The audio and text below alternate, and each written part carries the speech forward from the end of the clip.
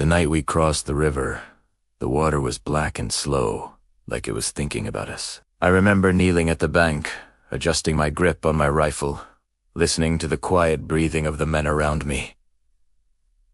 No one spoke. We had learned a long time ago that words just waste energy before a fight. The radio whispered orders that were already burned into our heads. I was the second man across. The current tugged at my legs, stronger than it looked, and for a moment I thought about how easy it would be to just lose my footing and disappear without a sound.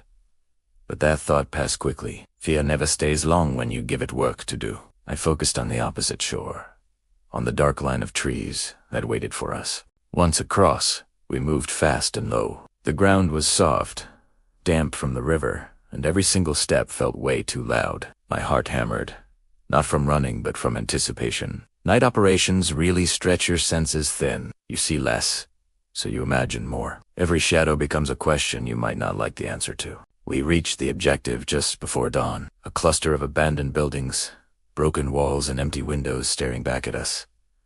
We cleared them one by one. I went through a doorway with my weapon raised, muscle memory guiding me while my mind raced a step behind.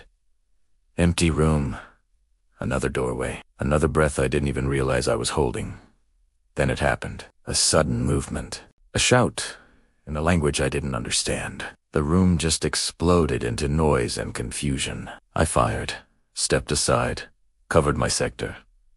Time fractured into these sharp, jagged pieces. I was aware of everything and nothing all at once. The smell of dust, the echo of gunfire, the weight of responsibility pressing down harder than my gear. It ended as quickly as it began. When the shooting stopped, my ears rang and my hands trembled just enough for me to notice. We regrouped, counted heads, checked the corners again, even though we knew it was over. No casualties on our side.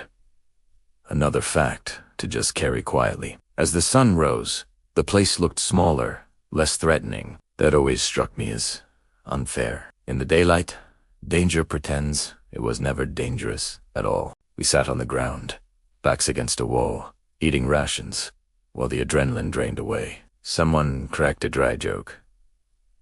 Someone else laughed a little too hard. That was when I understood that courage isn't the absence of fear. It's the decision to move forward while fear is walking right beside you, talking the entire way. The night had taken its toll, but it hadn't taken us.